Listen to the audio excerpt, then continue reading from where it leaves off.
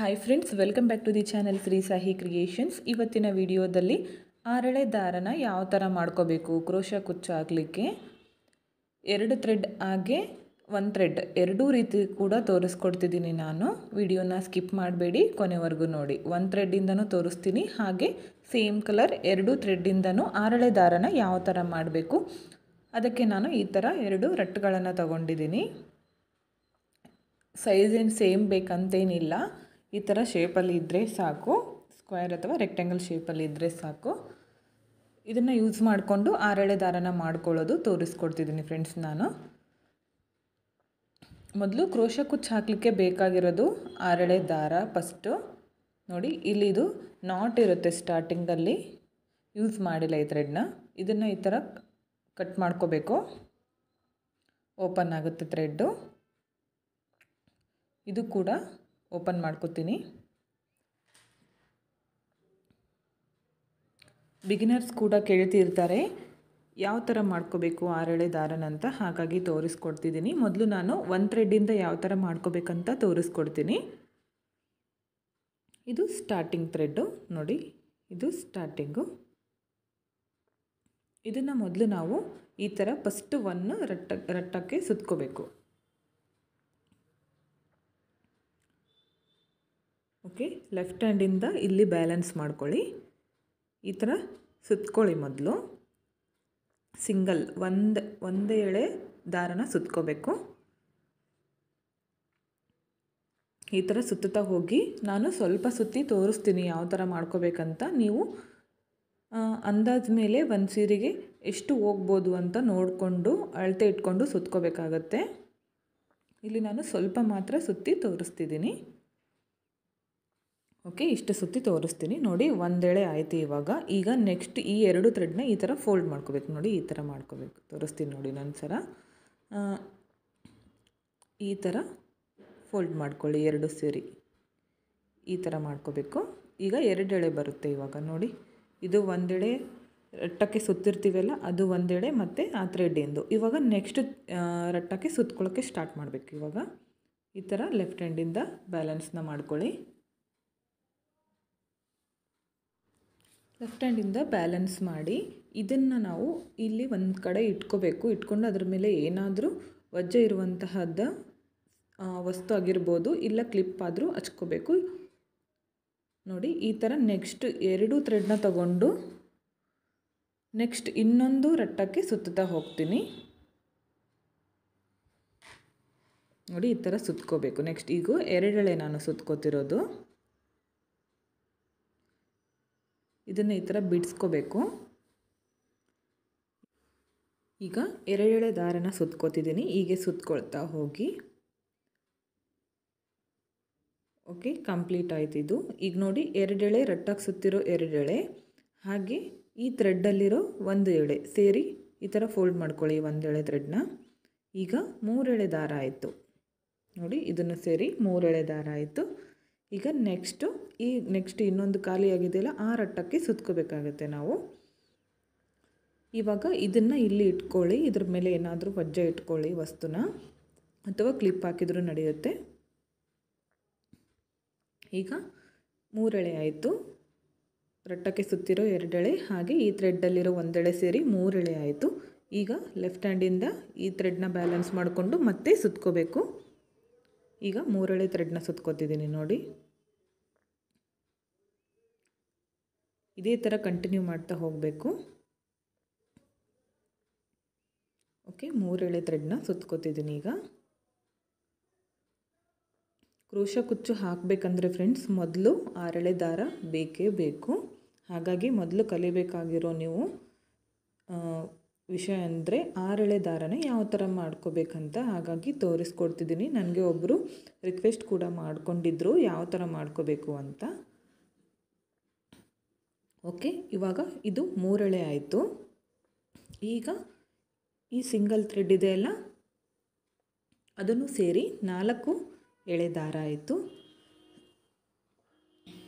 ಈಗ ನೆಕ್ಸ್ಟು ಖಾಲಿ ಆಗಿರೋ ರಟ್ಟಕ್ಕೆ ಸುತ್ಕೊಳ್ಳೋಣ.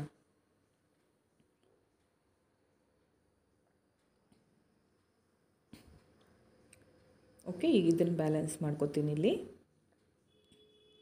ಈಗ ಇದಕ್ಕೆ ಸುತ್ಕೊಳ್ಳೋಣ. ಈಗ ಖಾಲಿ ಆಗಿರೋದಕ್ಕೆ ಸುತ್ಕೋತಿದ್ದೀನಿ. ಲೆಫ್ಟ್ ಹ್ಯಾಂಡಿಂದ ಇದನ್ನು ಬ್ಯಾಲೆನ್ಸ್ ಮಾಡ್ಕೋಬೇಕು. ಹೀಗೆ ಸುತ್ತುತ್ತಾ ಹೋಗಿ. ಇದು 4 ಎಳೆ ದಾರ. ಇದು 4 ಎಳೆ ದಾರ.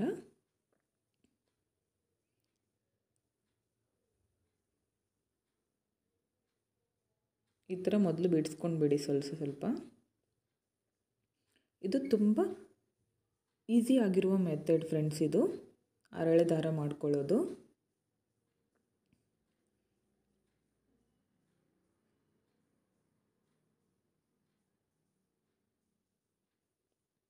ಓಕೆ, ಈಗ 4 ಎಳೆಕ್ಕೆ ಈಗ 5 ಎಳೆ ದಾರ ಆಯಿತು ನೋಡಿ. ಇದು 4 ಎಳೆ ರಟ್ಟಕ್ಕೆ ಸುತ್ತಿರೋ ಎಳೆ, ಹಾಗೆ ಒಂದು ಈ ಥ್ರೆಡ್ಡಿಂದು ಸೇರಿ 5 ಎಳೆ ದಾರ ಆಯಿತು. ಈಗ ನೆಕ್ಸ್ಟು ಇನ್ನೊಂದು ಖಾಲಿಯಾಗಿರೋ ರಟ್ಟಕ್ಕೆ ಮತ್ತೆ ಸುತ್ಕೊಳ್ಳೋಣ. 5 ಎಳೆ ದಾರ ಆಯಿತು.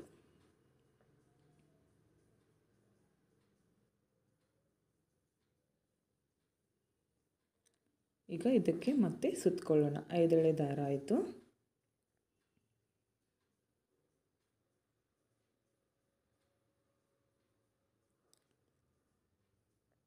ವಿಡಿಯೋನ ಸ್ಕಿಪ್ ಮಾಡಬೇಡಿ, ಕೊನೆವರೆಗೂ ನೋಡಿ, ಯಾವ ಥರ ಅಂತ ಅರ್ಥ ಆಗುತ್ತೆ. ಹಾಗೆ ನಾನು 2 ಸೇಮ್ ಕಲರ್ ಥ್ರೆಡ್ಡಿಂದ ಕೂಡ 6 ಎಳೆ ದಾರನ ಯಾವ ಥರ ಮಾಡ್ಕೋಬೇಕಂತ ಕೂಡ ತೋರಿಸ್ತಿದ್ದೀನಿ. ಮೊದಲು ಒಂದೇ ಥ್ರೆಡ್ಡಿಂದ ತೋರಿಸ್ಕೊಡ್ತಿದ್ದೀನಿ. ಇದಾದಮೇಲೆ 2 ಥ್ರೆಡ್ಡಿಂದ ಯಾವ ಥರ ಮಾಡ್ಕೊಳ್ಳೋದಂತ ಅದು ಕೂಡ ತೋರಿಸ್ಕೊಡ್ತೀನಿ. ಓಕೆ, ಕಂಪ್ಲೀಟ್ ಆಯ್ತು. ಇದು 5 ಎಳೆ ದಾರ ಆಯಿತು. ಇವಾಗ ನೆಕ್ಸ್ಟ್ ಈ ಕಡೆ ಇರುತ್ತಲ್ಲ, ಮತ್ತೆ ಇದನ್ನು ಫೋಲ್ಡ್ ಮಾಡ್ಕೋಬೇಕು ನೋಡಿ.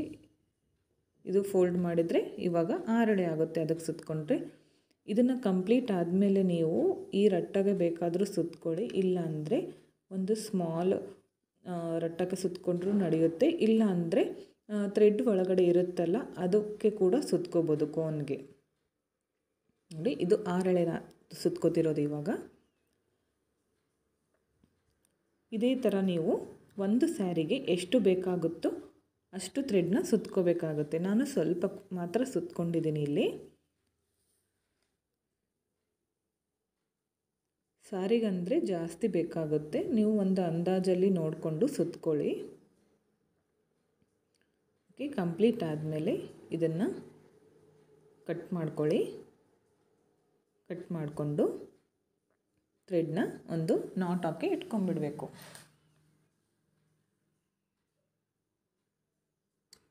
ನಾಟ್ ಹಾಕಿ ಇಟ್ಕೊಳ್ಳಿ. ಓಕೆ ನೋಡಿ, ಈ ಥರ ಹಾಕಿದ್ದೀನಿ. ಇದು ಕಂಪ್ಲೀಟ್ ಆಗಿದೆ. ಇವಾಗ 2 ಥ್ರೆಡ್ಗಳಿಂದ ಯಾವ ಥರ ಮಾಡ್ಕೋಬೇಕಂತ ತೋರಿಸ್ಕೊಡ್ತಿದ್ದೀನಿ ನೋಡಿ. 2 ಎಳೆ ಇದೆ ಇದು ಆಲ್ರೆಡಿ. ಇದನ್ನು ಇವಾಗ ಇದಕ್ಕೆ ಸುತ್ಕೋತೀನಿ ನೋಡಿ. 2 ಎಳೆ ದಾರನ ಸ್ವಲ್ಪ ಮಾತ್ರ ಸುತ್ತಿ ತೋರಿಸ್ತೀನಿ. ಇದನ್ನು 2 ಎಳೆ ಸುತ್ಕೊಳ್ಳಿ ಮೊದಲು. 3 ಇದ್ದರೂ ಕೂಡ ಇದೇ ಥರ ಮಾಡ್ಕೋಬೋದು. 3 ಸುತ್ತಿದ್ರೆ ನಾವು 2 ಸಾರಿ ಮಾಡಿದರೆ ಸಾಕು, 6 ಎಳೆ ಆಗುತ್ತೆ. ಇಲ್ಲಿ 2 ಇರೋದ್ರಿಂದ ನೋಡಿ, ಒಂದು ಸಾರಿ ಸುತ್ತಕೊಂಡೆ. ಇದು 2 ಎಳೆ, ಹಾಗೆ ಇಲ್ಲಿ 2 ಥ್ರೆಡ್ ಇದೆ, ಹಾಗಾಗಿ 4 ಎಳೆ ಆಯಿತು ನೋಡಿ. 2 ಈ ಥರ ಫೋಲ್ಡ್ ಮಾಡಿದರೆ 4 ಎಳೆ ಆಗುತ್ತೆ. ಈ 4 ಎಳೆನ ಇಲ್ಲಿ ನೋಡಿ ಇದಕ್ಕೆ ಸುತ್ಕೋಬೇಕು. ಈ ಥರ ಲೆಫ್ಟ್ ಹ್ಯಾಂಡಿಂದ ಬ್ಯಾಲೆನ್ಸ್ ಮಾಡಿಕೊಂಡು ಸುತ್ತಾ ಹೋಗಿ. 3 ಇದ್ದರೆ ಒಂದು ಸಾರಿ ಸುತ್ಕೊಂಡು ನೆಕ್ಸ್ಟ್ ಇದಕ್ಕೆ ಸುತ್ಕೊಂಡ್ಬಿಟ್ರೆ 6 ಎಳೆ ದಾರ ರೆಡಿ ಆಗಿಬಿಡುತ್ತೆ. 2 ಇದಾವಲ್ಲ, ಹಾಗಾಗಿ 3 ಸಾರಿ ಸುತ್ಕೋಬೇಕಾಗುತ್ತೆ.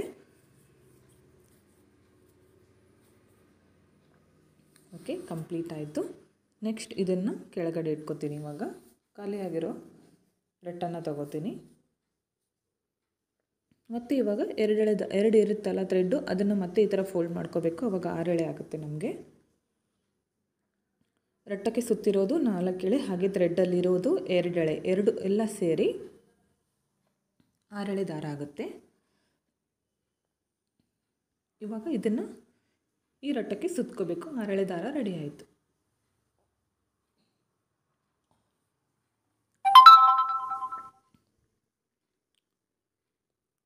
ಓಕೆ ಫ್ರೆಂಡ್ಸ್, 6 ಎಳೆ ದಾರ ಯಾವ ಥರ ಮಾಡ್ಕೋಬೇಕಂತ ತೋರಿಸ್ಕೊಟ್ಟಿದ್ದೀನಿ. ಈ ವಿಡಿಯೋ ನಿಮಗೆ ಇಷ್ಟ ಆಗಿದ್ದರೆ ಪ್ಲೀಸ್ ಒಂದು ಲೈಕ್ ಮಾಡಿ, ಹಾಗೆ ಇಷ್ಟ ಆಗಿದ್ದರೆ ಒಂದು ಕಮೆಂಟ್ ಮಾಡಿ, ಹಾಗೆ ಫ್ರೆಂಡ್ಸ್ಗಳಿಗೆ ಶೇರ್ ಮಾಡಿ. ಈ ವಿಡಿಯೋನ ನೀವು ಸಬ್ಸ್ಕ್ರೈಬ್ ಮಾಡ್ಕೊಳ್ಳದೆ ನೋಡ್ತಾ ಇದ್ದರೆ ಪ್ಲೀಸ್ ಸಬ್ಸ್ಕ್ರೈಬ್ ಮಾಡ್ಕೊಳ್ಳಿ. ಹಾಗೆ ಪಕ್ಕದಲ್ಲಿರೋ ಬೆಲ್ ಐಕನ್ನ ಕ್ಲಿಕ್ ಮಾಡಿ ಆಲ್ ಅನ್ನೋ ಆಪ್ಷನ್ನ ಸೆಲೆಕ್ಟ್ ಮಾಡ್ಕೊಳ್ಳಿ ಫ್ರೆಂಡ್ಸ್.